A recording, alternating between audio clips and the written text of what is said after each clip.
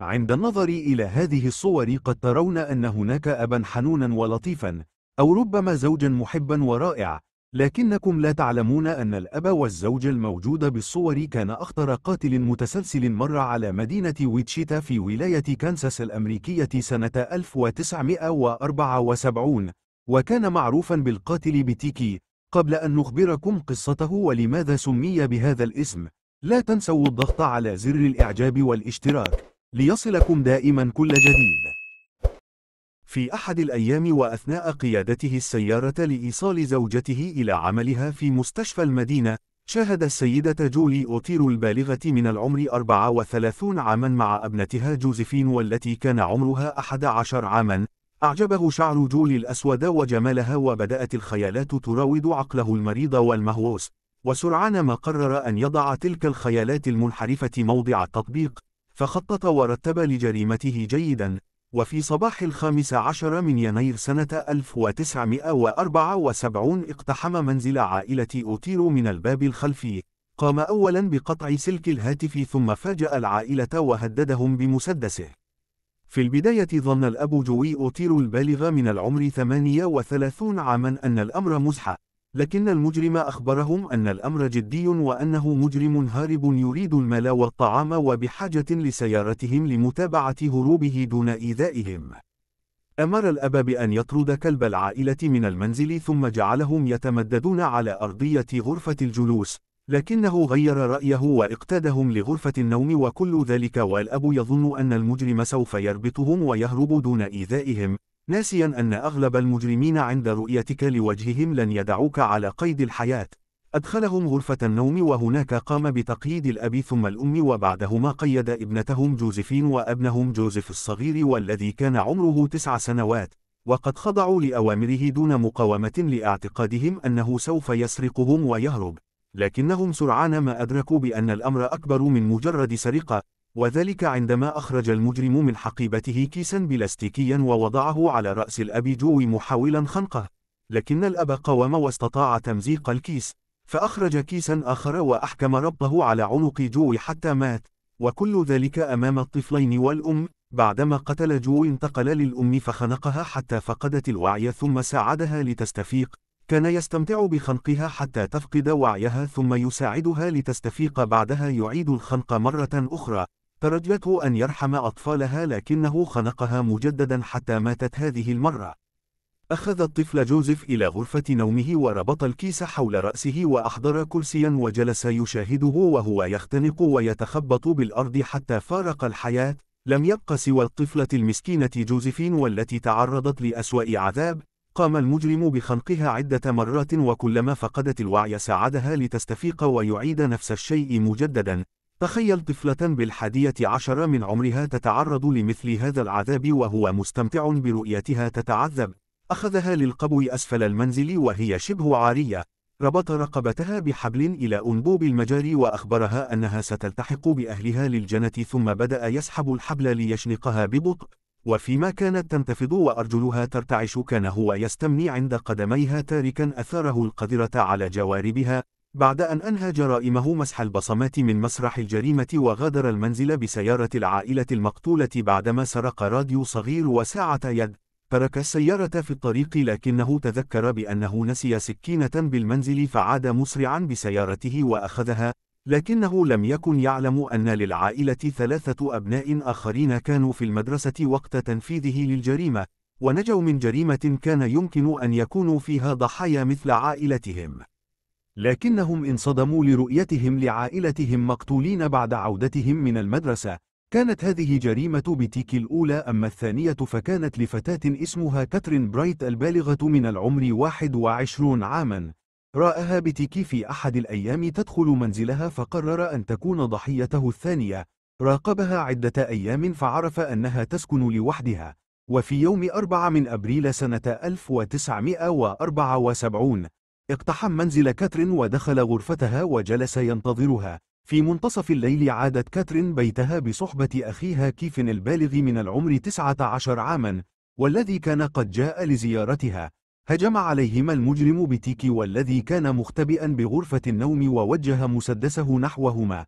وكالعادة أخبرهم أنه سجين هارب من كاليفورنيا وأنه في طريقه إلى نيويورك ويحتاج مالا وطعاما وسيارة، وقال بأنه لا يريد إيذاءهما ولكنه من باب الاحتياط سيربطهما. قام بربط كاترين بالحبل في غرفة النوم بينما أخذ كيف للغرفة الأخرى، ولحسن حظ كيف فإن المجرم لم يحضر عدته الكاملة لهذا اضطر لربطه بما توفر في المنزل من أربطة. استطاع كيف أن يفك وثاقه وهجم عليه وكاد أن ينتزع المسدس منه، ودارت بينهما معركة صراع من أجل البقاء، حتى تمكن المجرم بتيكي من إطلاق النار على كيف مرتين، إحداهما أصابته برأسه، وعندما ظن المجرم أنه قتله ذهب لكاثرين، لكن كيف أفاق وخرج إلى الشارع يصرخ ويطلب المساعدة. لذلك قام المجرم بتيكي بطعن كاترين بالسكين في بطنها وأماكن أخرى في جسدها ثم فر هاربا من مسرح الجريمة. جاءت سيارة الإسعاف ونقلت كيف وأخته للمستشفى حيث فارقت كاترين الحياة متأثرة بجراحها رغم محاولة الأطباء إنقاذها لكن دون جدوى. أما كيف فقد نجا من الموت بعد أن خلف الهجوم آثارا على وجهه.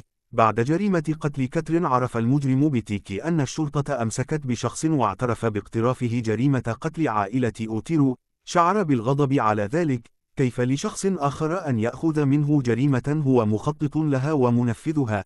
لذلك قرر أن يرسل رسالة للشرطة والتي وجدت في كتاب للهندسة في مكتبة ويتشيتا العامة. أخبرهم فيها أنه صاحب جريمة قتل عائلة أوتيرو، وذكر لهم بعض تفاصيل الجريمة لا أحد يعلمها غير المحققين في القضية.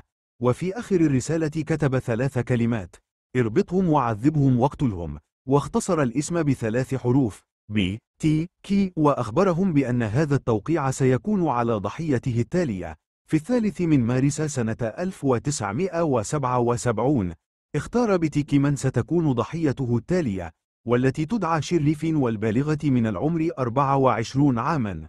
ذهب إلى بيت شيرلي وطرق الباب. فتحت شيرلي الباب وكانت ترتدي ثياب الحمام فأخبرها أنه رجل شرطة ويريد أن يحقق معها. وعندما أدخلته المنزل هددها بالمسدس وأخبرها أنه يريد أن يغتصبها فقط ويغادر المكان، وتعهد لها أنها إذا نفذت ما يطلبه منها بدون مقاومة فسيرحل دون أن يؤذيها أو يؤذي أطفالها. وافقت المسكينة فأخذ الأطفال وحبسهم في الحمام وأغلق الباب عليهم، ثم ربطها بالحبل وأثناء ربطه لها تقيأت لأنها كانت مريضة ومتوترة. هدأها المجرم بتيكي وأعطاها كوبا من الماء، كما سمح لها أن تدخن سيجارة، وبعدها ربطها ثم خنقها بالحبل واستمنى فوق ثيابها وهرب بسرعة لأنه خشي أن يعود زوجها ريتشارد فاين. بعد جريمة قتل شيرلي أرسل رسالة إلى الشرطة ليخبرهم بأنه قاتل شيرلي، وأضاف إلى الرسالة تفاصيل الجريمة وأخبرهم أن جريمته التالية ستكون في ديسمبر، ووقع رسالته باسم بتيكي. في عيد الفلنتين أرسل رسالة معايدة للشرطة بها شعر من كتاباته. لم تهتم الشرطة لأمره ورأى أن الصحافة لا تذكر اسمه، لذلك أرسل رسالة لأحد القنوات التلفزية وكان في الرسالة: كم شخصا سأقتل لتذكروا اسمي بالجرائد؟ بعد هذه الرسالة خرج رئيس شرطة ويتشيتا ريتشارد لامونيون، ولأول مرة ببلاغ كان مفاده أن هناك قاتلا متسلسلا اسمه بتيكي، وللآن لم يجدوا أي شيء عنه سوى أنه منحرف ومهووس بالقتل. أما الجريمة الرابعة فكانت ضحيتها فتاة تدعى نانسي فوكس وعمرها 25 سنة. في مساء 8 من ديسمبر سنة 1978 تسلل بتيكي إلى منزل الشابة نانسي فوكس من نافذة غرفة نومها وانتظر حتى عادت من عملها في محل للمجوهرات. هجم عليها عندما كانت في المطبخ وأخبرها أنه لا يريد قتلها، وإنما يريد اغتصابها فقط، وإذا تعاونت معه سوف يتركها. وافقت المسكينة وخضعت له، فقادها لغرفة النوم حيث ربطها ثم خنقها واستمنى على ثياب نومها ولاذ بالفرار. لكنه هذه المرة قرر أن يخبر الشرطة بطريقة أخرى. اتصل بهم من أقرب كابينة هاتف وأخبرهم بالجريمة. حضرت الشرطة إلى المنزل ووجدت الجثة ممددة على الفراش. بعد ذلك أذاعت الشرطة صوت المجرم بتيكي في الإذاعة وقنوات التلفاز ليسمعه الناس، ربما يعرفه أحدهم ويبلغ عنه، لكن دون جدوى. وفي يوم من أبريل عام 1979 تسلل بتيكي إلى منزل أنا ويليامز، وهي امرأة تبلغ من العمر 63 عاما. هي أرملة تعيش لوحدها. انتظرها المجرم، لكن لحسن حظها لم تعد للمنزل ذلك اليوم، فقرر أن يسرق بعض أغراضها وينسحب، لكنه أرسل لها عبر البريد رسائل تهديد مرفقة ببعض أغراضها المسروقة، مما أرعبها وجعلها تهرب إلى خارج المدينة خوفا من عودته لها. أما الجريمة الخامسة فكانت ضحيتها امرأة تدعى مارين هيدج، وعمرها 53 عاما. كانت أما ل4 أطفال وجدة أيضا، وكانت قد فقدت زوجها توماس قبل سنة، ولا يتعدى وزن المسكينة 40 كيلو. ولسوء حظها فقد انتقل بتيكي لنفس الشارع الذي تسكن فيه، وعندما شاهدها بدأ يفكر في مهاجمتها، وخصوصا وأن منزلها بعيد عن بقية الجيران بعض الشيء. حضر خطة جهنمية. وفي يوم 24 من أبريل من سنة 1985 اعتذر المجرم بتيكي عن حضور معسكر الكشافة بحجة أنه يشعر بصداع وهو ذاهب لشراء دواء له، لكنه ذهب واشترى خمرا وشرب منه وسكب الباقي فوق ثيابه ليظهر لسائق سيارة الأجرة أنه شخص ثمل، وطلب النزول بجوار منزل مارين، حيث تسلل للمنزل وقطع خط الهاتف وانتظرها في غرفة النوم حتى عادت برفقة صديقها جيرالد بورتر، والذي غادر في وقت متأخر قرابة الساعة 1 بعد منتصف الليل. ذهبت مارين للنوم، فخرج بتيكي من مكانه وأطبق يديه على عنقها وقتلها، لكنه هذه المرة قرر أن يجرب نوعا آخر من المتعة. سحب جثتها ووضعها في صندوق سيارته وذهب بها إلى الكنيسة، حيث غطى نوافذ القبو والتقط لها عدة صور وهي مكبلة اليدين والرجلين وفي وضعيات مختلفة. أعاد الجثة للسيارة ورماها بالطريق خارج المدينة، وعاد بسيارته لمعسكر الكشافة بعدما أزال آثار الجريمة. والشرطة لم تعثر على جثة مارين إلا بعد 8 أيام من قتلها. أما الجريمة السادسة كانت ضحيتها سيدة اسمها فياكي ويغريل، وعمرها 28 سنة. كانت أما لطفلين. ذهب لمنزلها في يوم 16 من شتنبر سنة 1986 حوالي الساعة 10 مساء، وادعى أنه مصلح الهواتف.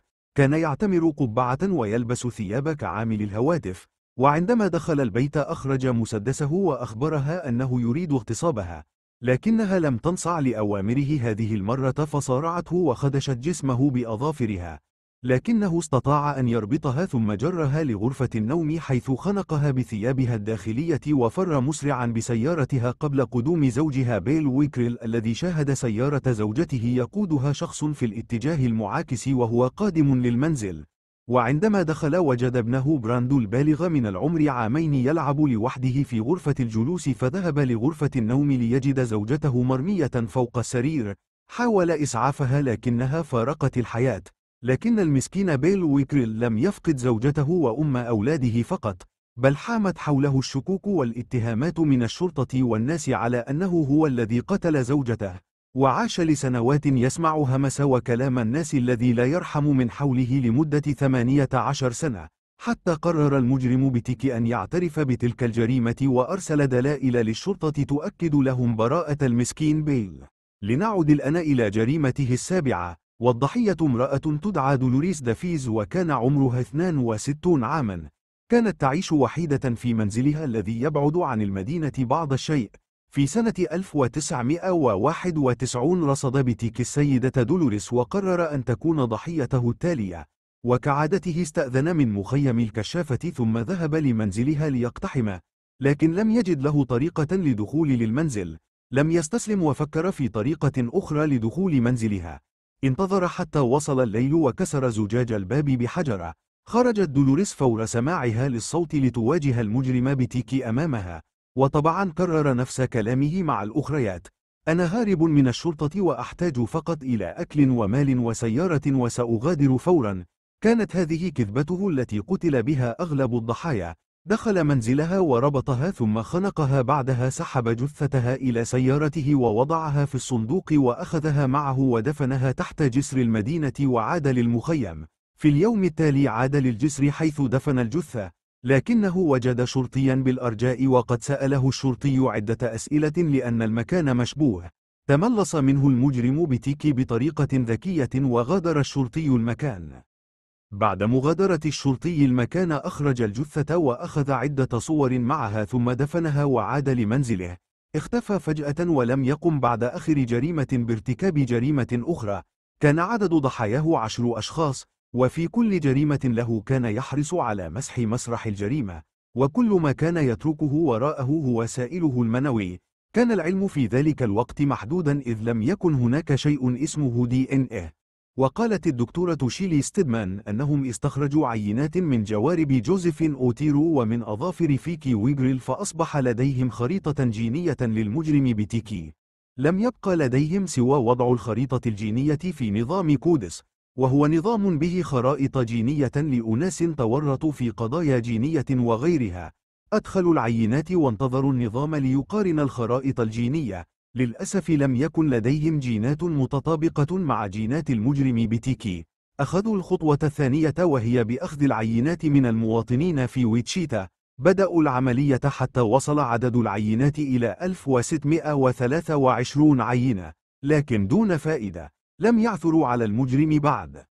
في بداية الألفينيات كان الضابط كين لاندوير يبحث في القضايا المجمدة والتي لم تستطع الشرطة حلها، ومن خلال بحثه ساعد في حل كثير من القضايا بذكائه وفطنته في تحليل الأشياء. وصله بحثه إلى ملف بتيكي وبدأ بتفكيك رموزه.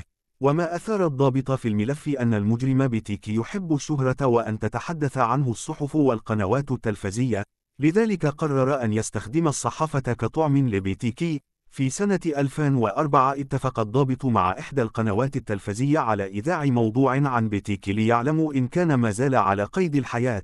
نفذت القناة التلفزية طلبه وخصصوا حلقة تحدثوا فيها عن المجرم بتيكي.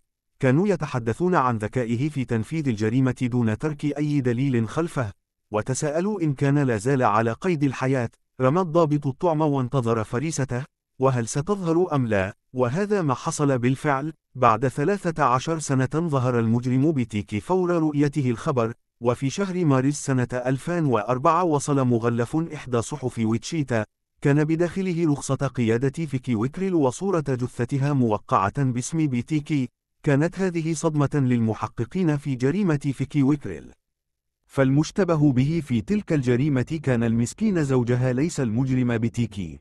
وفي نفس السنة عثر أحد المرة على صندوق في حديقة عامة بويتشيتا. بلغ الشرطة والتي حضرت فور إبلاغهم. فتحوا الصندوق ووجدوا دمية مشنوقة مع أنبوب مجاري، وكأن المرسل يريد أن يذكرهم بجريمة قتل جوزيفين أوتيرو. وكان مع الدمية رخصة قيادة الضحية نانسي فوكس. بعد أشهر عدة أرسل رسالة أخرى للشرطة، وكان في الرسالة خريطة لمكان تتبعته الشرطة لتجده مركزا تجاريا. سألوا الموظفين إن رأوا شيئا غريبا أو رسالة غريبة، فأجابهم أحد الموظفين أنه وجد في الصباح في أحد الرفوف علبة كورن فليكس بها دوائر غريبة، ولما أحضرها للشرطة تأكدوا أنها للمجرم بتيكي، لأنه وضع دوائر على 3 حروف في العلبة ب تي كي. فتحوا العلبة ليجدوا مرة أخرى دمية تعبر عن أحد ضحاياه، ووجدوا رسومات رسمها لضحاياه تعبر عن مرضه وهوسه بقتل النساء. وترك لهم رسالة يسألهم فيها: هل ستجدونني إن أرسلت لكم قرصا مرنا فيه صور ورسومات أخرى؟ فأجابته الشرطة في إحدى الصحف أنهم لن يستطيعوا معرفته من مجرد قرص مرن. فابتلع المجرم بتيكي الطعم وأرسل لهم قرصا مرنا فيه بعض القصاصات والصور. وبعد أن حللوا بياناته واستعادوا الملفات المحذوفة منه وجدوا اسم الكنيسة اللوثرية التي هو عضو فيها. وبعد البحث في قاعدة البيانات وجدوا ملفا به اسم دينيس رايدر في كنيسة ويتشيتا اللوثرية والتي كان عضوا فيها.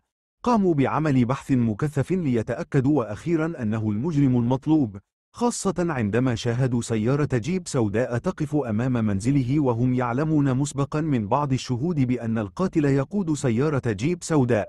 الآن لدى الشرطة أدلة كافية، لكنهم أرادوا أدلة مؤكدة لا يمكن الطعن فيها بالمحكمة. كانوا يريدون عينة من الحمض النووي لدينيس ليقارنوها مع العينات المأخوذة من أجساد ضحاياه. ومنها طبعا عينات من سائله المنوي وأيضا نسيجه الجلدي المستخرج من تحت أظافر فيكي ويكريل. وقد وجدت الشرطة فرصة للحصول على عينة عن طريق كيري ابنة دنس التي كانت قد عملت فحص أنسجة في الجامعة حيث تدرس. أحضروا العينات وقارنوها مع الحمض النووي للمجرم بتيكي، والنتيجة تؤكد للشرطة بأن القاتل هو قريب كيري، أو بالأحرى والدها. وبهذا ثبتت التهمة عليه وألقي القبض عليه بجوار منزله في مدينة بارك سيتي بتاريخ 5 فبراير سنة 2005. من هو دينيس رايدر؟ ولد دينيس رايدر في سنة 1945، وهو الابن الأكبر بين 4 إخوة. أبوه ويليام رايدر وأمه اسمها دورثي مايكوك. عاشت العائلة في ولاية كنساس بمدينة ويتشيتا. وبعد تخرجه من مدرسة ويتشيتا هايتس الثانوية تعمد دينيس في كنيسة ويتشيتا اللوثرية وتعلم في مدارسها. التحق بالقوات الجوية عام 1966 وتنقل بين عدة بلدان. سنة 1971 عاد لبلدته وتزوج فتاة من منطقته اسمها بولا ديتس وأنجب منها طفلان، براين وكيري. اشتغل في عدة أعمال بسيطة وقد نال شهادة في الإلكترونيات أيضا، حتى أنه عمل في شركة أمنية لتركيب أجهزة الإنذار فتعلم كيف يفكك هذه الأجهزة، وكان حريصا على بناء علاقات مجتمعية قوية فأصبح عضو في الكنيسة المحلية ومسؤولا عن نادي الكشافة في المدينة. وككل القتلة المتسلسلين كان يحب تعذيب الحيوانات وقتلها، وكان يحب أن يلبس الملابس الداخلية للنساء. كان مهووسا من نوع آخر، وبعد التحقيقات معه ومواجهته بالأدلة الدامغة ضده اعترف بكل جرائمه بالتفصيل. وبعد تفتيش غرفته تم العثور على صور الضحايا وأشياء كان يستخدمها في جرائمه. ليس هذا فقط بل وجدوا صورا له بوضعيات الضحايا. كان يلبس ملابس النساء ويربط نفسه ويضع على وجهه قناعا وشعرا مستعارا، وكل تلك الدلائل مخبأة في صندوق في غرفته، ولم يكن يسمح لأي أحد بالاقتراب منه. كما تم إعادة فحص حمضه النووي ومقارنته بما وجدوه في ضحاياه مما أكد لهم بما لا يقبل الشك في أنه هو المجرم. وفي إحدى التحقيقات قال للمحققين أنه يعشق ارتداء ملابس النساء الداخلية، وأنه كان في صغره يستمتع بربط القطط والكلاب وتعذيبها حتى الموت. وبمرور الزمن ترعرعت في داخله هذه الشهوات والنزوات الشاذة حتى أصبح يقتل البشر ويستمتع بتعذيبهم. تمت محاكمة دينيس رايدر بجلسات عديدة وطويلة على كل جريمة اقترفها وتم نقلها على التلفاز مباشرة. وخلال المحاكمات اعترف دينيس بكل شيء وطلب الغفران من أهل الضحايا لكن بصورة وقحة ومستفزة. وأثناء محاكمته طالبت زوجته باولا ديتس الطلاق منه لما سبب لها من سمعة سيئة بسبب جرائمه، ووافقت المحكمة على طلبها. دينيس رايدر نال حكما بالسجن المؤبد ل10 مرات مع عدم إمكانية العفو عنه أو الإطلاق المشروط إلا بعد مضي 175 سنة، وهي أقصى عقوبة في ولاية كانساس باعتبار أنها لا تطبق عقوبة الإعدام. إذا شاهدتم الفيديو لا تنسوا دعمنا بالإعجاب والاشتراك، ولا تنسى ترك تعليق لنا عن رأيك بالفيديو.